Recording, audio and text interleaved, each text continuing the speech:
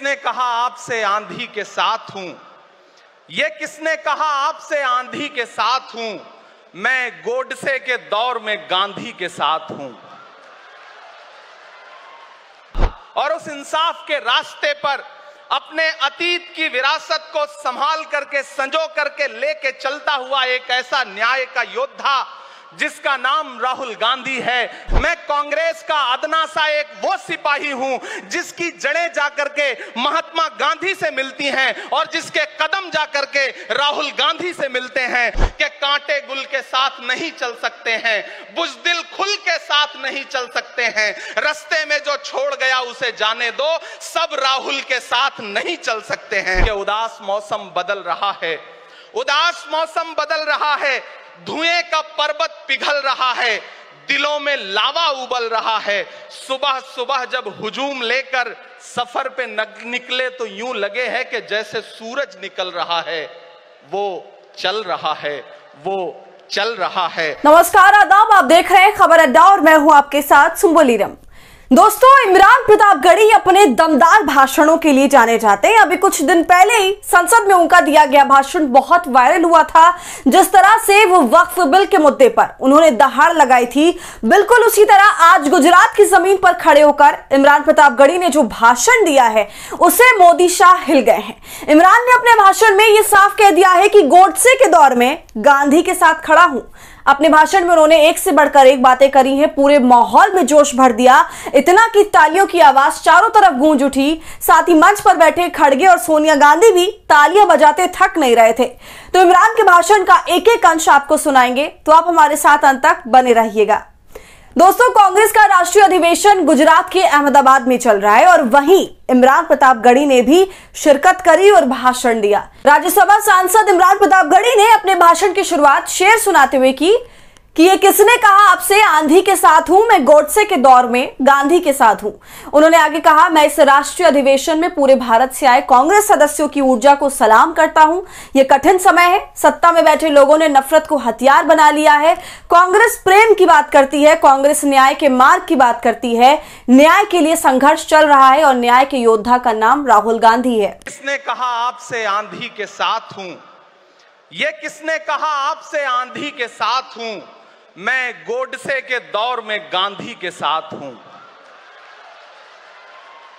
इस राष्ट्रीय अधिवेशन में पूरे भारत के एक एक छोर से, एक एक राज्य से आए हुए कांग्रेस पार्टी के जो तमाम सदस्य यहां पर उपस्थित हैं, मैं आपकी ऊर्जा को सलाम करता हूं। और मैं आज जो प्रस्ताव पेश हुआ है उस पर बात करने के लिए आपके बीच में खड़ा हूं। एक ऐसा मुश्किल दौर है जब सत्ता में बैठे हुए सत्ताधीशों ने नफरत को अपना परमानेंट हथियार बना लिया हो। ऐसे समय में कांग्रेस पार्टी देश के हर कोने में जा करके मोहब्बत की बात कर रही है, प्यार की बात कर रही है।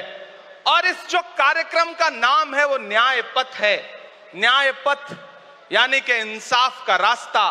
और उस इंसाफ के रास्ते पर अपने अतीत की विरासत को संभाल करके, संजो करके लेके चलता हुआ एक ऐसा न्याय का योद्धा जिसका नाम राहुल गांधी है, जो हम सब के लिए प्रेरणा का स्रोत है। मैं गुजरात में खड़ा हूं जो महात्मा गांधी का गुजरात है, जो सरदार वल्लभ भाई पटेल का गुजरात है। तो मैं इस गुजरात में खड़ा होकर के अपने अतीत और अपने वर्तमान को मिलाता हूं तो मैं ये महसूस करता हूं और फख्र से सोचता हूं कि मैं वो हूं, मैं कांग्रेस का अदना सा एक वो सिपाही हूं जिसकी जड़ें जाकर के महात्मा गांधी से मिलती हैं और जिसके कदम जाकर के राहुल गांधी से मिलते हैं। मैं सौभाग्यशाली हूं कि मैं कांग्रेस पार्टी का एक अदना सा सिपाही हूं।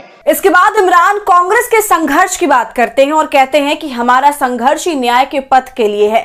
फिर वो कहते हैं, उत्तर से लेकर दक्षिण तक, गुजरात से लेकर उत्तर प्रदेश तक हमने देश को समेटने का, एकजुट करने का काम किया है। फिर वो भारत जोड़ो यात्रा पर भी बोलते हैं और कहते हैं कि राहुल जी ने कहा है कि अगली जीत हमारी गुजरात में होगी। मेरे भाई शशि थरूर जी बोल रहे थे, सचिन पायलट जी ने बोला, हमारी बहन गेनी बहन ने बोला, उसके बाद इमरान बोल रहा है। इन चार नामों में ही आप ये पाएंगे कि उत्तर से लेकर के, दक्षिण से लेकर के, गुजरात से लेकर उत्तर प्रदेश तक कांग्रेस यही तो है, कांग्रेस यही तो है। देश को समेटने और एकजुट करने का नाम कांग्रेस है। मुझे याद है कि जब कन्याकुमारी के साहिल पर खड़े होकर के, समंदर के साहिल पर खड़े होकर के हमारे नेता राहुल गांधी जी ने कहा था कि मैं 4000 किलोमीटर चलूंगा, एक नारा लगाऊंगा, नफरत छोड़ो भारत जोड़ो। हम सारे लोग उनके कंधे से कंधा मिला करके, उनके कदम से कदम मिला करके 4000 किलोमीटर चलते रहे। मैंने देखे हैं राहुल गांधी जी के पांव के छाले, मैंने देखा है उनका बहता हुआ पसीना। लेकिन हम आपसे पूछना चाहते हैं और इस स्टेज पर मौजूद कांग्रेस पार्टी के अपने तमाम वरिष्ठ नेताओं से भी यह निवेदन करना चाहते हैं कि जिस पथ पर, जिस इंसाफ के रास्ते पर राहुल गांधी इस मुश्किल वक्त में निकले हैं, हम उस लड़ाई में किस तरह से, कितने जोश के साथ राहुल गांधी जी के साथ खड़े हैं, यही तय करेगा। राहुल जी ने कहा है कि अगला निशाना, अगली जीत, अगला राज्य जहां कांग्रेस पार्टी जीतेगी वो गुजरात होगा। दोस्तों, इसके बाद इमरान कांग्रेस के तमाम लोगों को प्रोत्साहित करते हैं और कहते हैं कि अगर हमने मेहनत दिखाई तो जिस तरह से ये सत्ता में बैठे लोग नफरत फैला रहे हैं तो हम उन्हीं की जड़ों में जाकर उन्हें उखाड़ देंगे अपनी मेहनत से। तो याद रखिए कि हार तब होती है जब ठान लिया जाता है, हार तब होती है जब मान लिया जाता है, जीत तब होती है जब ठान लिया जाता है। अगर हमने ठान लिया कि जहां से आज सत्ता के शीर्ष पर बैठे हुए लोग नफरत परोसने का काम कर रहे हैं, असमानता का काम कर रहे हैं, संस्थाओं को कुचलने का काम कर रहे हैं, उनके खिलाफ अगर हमने उन्हीं जड़ों में जाकर के मेहनत की हिम्मत दिखाई तो मुझे पूरा यकीन है कि जिस तरह अंग्रेजों के खिलाफ लड़ते हुए कांग्रेस पार्टी ने इस देश को स्वतंत्रता संग्राम के जरिए आजादी दिलाई थी, तो यह लड़ाई भी उस स्वतंत्रता संग्राम से कम नहीं है। उस लड़ाई का नेतृत्व महात्मा गांधी जी कर रहे थे, तो इस लड़ाई का नेतृत्व राहुल गांधी जी कर रहे हैं और हम सारे लोग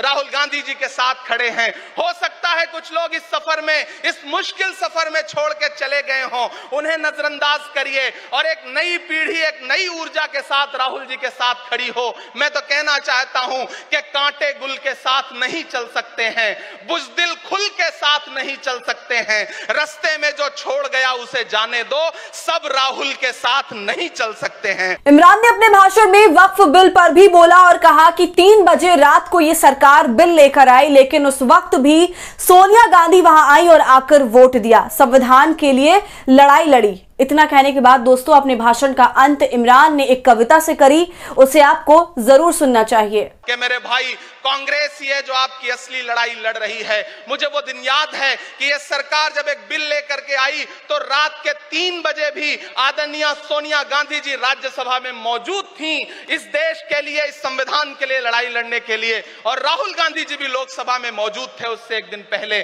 जिस संजीदगी के साथ वो लड़ाई लड़ रहे हैं, हम सारे लोग उनके साथ खड़े हैं। और मैं ज्यादा भाषण नहीं करूंगा, जाते जाते बस आपसे इतना कह के जाना चाहता हूं साथियों कि यह न्याय का पथ और एक छोटी सी कविता, और उस कविता का जो शीर्षक है, उस कविता का जो हीरो है वो मंच पे मौजूद है।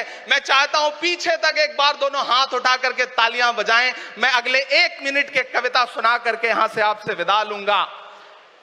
कन्याकुमारी से जो सफर शुरू हुआ था वो अहमदाबाद तक लगातार जारी है और आगे भी जारी रहेगा। और कल ही राहुल जी परसों बिहार से लौटे हैं, तब यह कविता मैं सुनाता हूं कि उदास मौसम बदल रहा है, उदास मौसम बदल रहा है, धुएं का पर्वत पिघल रहा है, दिलों में लावा उबल रहा है। सुबह सुबह जब हुजूम लेकर सफर पे निकले तो यूं लगे है कि जैसे सूरज निकल रहा है। वो चल रहा है, वो चल रहा है। वो कह रहा है कि नफरतों से जो दिल है टूटे मैं जोड़ दूंगा। एक नारा नफरत छोड़ो भारत जोड़ो, एक नारा नफरत के बाजार में मोहब्बत की दुकान खोल ली है। वो कह रहा है कि नफरतों से जो दिल है टूटे मैं जोड़ दूंगा। वो कह रहा है हर एक दरिया हर एक तूफान को मोड़ दूंगा। सुनो सितमगर न समझो डर कर मैं अपने लोगों को छोड़ दूंगा। सितम की गर्दन मरोड़ दूंगा। सितमगरों की हर एक ख्वाहिश हर एक साजिश कुचल रहा है। वो चल रहा है, वो चल रहा है। अंतिम पंक्तियां पढ़ता हूं कि जमाने भर की तमाम माओं ने हाथ उठाकर दुआएं दी हैं। जमाने भर की तमाम माओं ने हाथ उठाकर दुआएं दी हैं, तमाम बच्चों ने इस तपस्वी का माथा चूमा, बलाएं ली हैं। जो नफरतों का जहर भरा है ये बन के शंकर निगल रहा है, वो चल रहा है, वो चल रहा है। मोहब्बतों की किताब लेकर लबों पे अपने गुलाब लेकर, मोहब्बतों की किताब लेकर लबों पे अपने गुलाब लेकर, सुनहरे रंगों का ख्वाब लेकर वो आया है इंकलाब लेकर। बलाएं रास्ता बदल रही हैं, फजाएं खुशबू में ढल रही हैं। ये नफरतों का निजाम बदले, हिकारतों का कलाम बदले। अगर ये रहबर नहीं बदलते तो अपना लहजा अवाम बदले। अंधेरे बेचैन दिख रहे हैं, कोई जो है इस अंधेरी शब में मशाल की तरह जल रहा है, वो चल रहा है। तो ये था इमरान का दमदार भाषण। और दोस्तों, भाषण देने के बाद भी इमरान मीडिया से बातचीत करते हैं और बातचीत करते हुए उन्होंने जबरदस्त भाजपा पर हमला बोला और कहा कि बीजेपी के पास कोई ऐसा महापुरुष नहीं है जिसने भारत की आजादी की लड़ाई में हिस्सा लिया हो, इसलिए वे उधार लेते हैं। कभी सरदार वल्लभ भाई पटेल पर अपना हक जमाते हैं तो कभी बाबा साहब अंबेडकर पर अपना हक जताते हैं। सच तो यह है कि बीजेपी के पास गिनाने के लिए एक भी महापुरुष नहीं है। तो दोस्तों, इमरान प्रतापगढ़ी के भाषण पर और उनके बयान पर आपकी क्या राय है, हमें कमेंट कर जरूर बताएं। वीडियो पसंद आई हो तो इसे लाइक और शेयर करें और खबर अड्डा को यूट्यूब पर सब्सक्राइब कर लें।